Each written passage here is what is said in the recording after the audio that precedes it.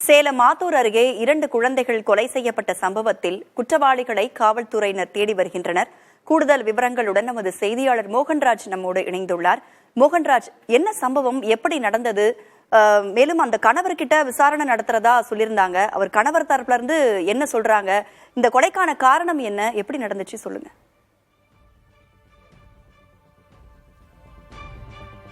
ராதா, ஆத்தூரை அடுத்த கங்கவெல்லியிலிருந்து சுமார் 5 கிலோமீட்டர் தொலைவில் இருக்கக்கூடியதுதான் 74 கிருஷ்ணாபுரம் பகுதி. இந்த பகுதியில நான் இருக்கக்கூடிய இந்த வீட்டில தான் மிகப்பெரிய ஒரு கொடூரமான சம்பவம் இன்று அதிகாலை நேரத்தில் நிகழ்ந்திருக்கிறது. ஒரே குடும்பத்தை சேர்ந்த 4 பேருக்கு அரிவாள் வெட்டு. இதில் 2 குழந்தைகள், அதாவது 5 வயது கொண்ட ஒரு குழந்தை மற்றும் 10 வயது கொண்ட மற்றொரு பெண் குழந்தை என 2 பேர் சம்பவ இடத்திலேயே உயிரிழந்திருக்கக்கூடிய கொடூரம் இங்கு நடந்திருக்கிறது.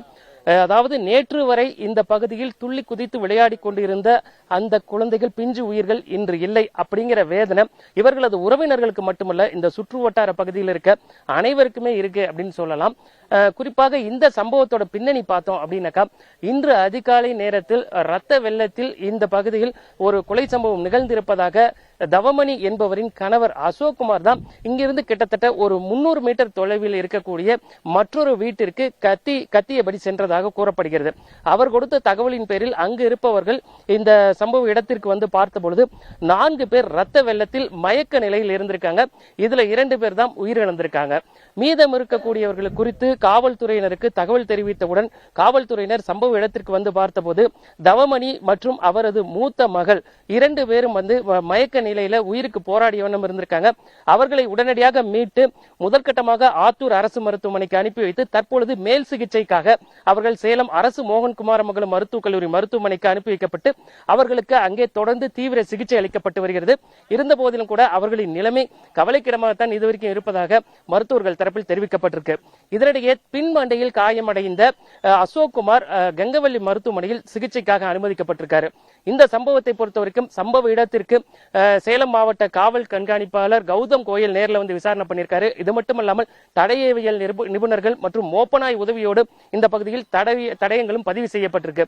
முதற்கட்ட விசாரணையில அசோக்குமார் தான் இந்த கொலை சம்பவத்தில் ஈடுபட்டிருக்கிறதா மிகுந்த சந்தேகம் காவல்துறையினருக்கும் அவரது குடும்பத்தினருக்கும் எழுந்திருக்கு.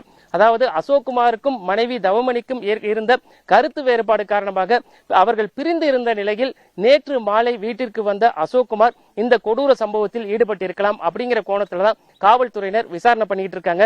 இதனிடையே அசோக்குமாருக்கும் கடலூரில் மற்றொரு பெண்ணுக்கும் ஒரு தொடர்பு இருந்ததாகவும் இந்த விஷயம் அவரது மனைவி தவமணிக்கு தெரிய வந்ததால் ஏற்பட்ட கருத்து வேறுபாடை அடுத்துதான் அவரை வந்து கொலை செய்திருக்க கூடும் அப்படிங்கிற மற்றொரு தகவலும் தற்போது வெளியாகி இருக்கு. ஒட்டுமொத்தமாக பார்த்தோம் அப்படின்னாக்கா, இந்த சம்பவ இடத்தை பார்த்த வரைக்கும் வெளியிலிருந்து எந்த ஒரு நபரும் வந்து ஒரு கொலை சம்பவத்தை நிகழ்த்தி இருக்க வாய்ப்பில்லை.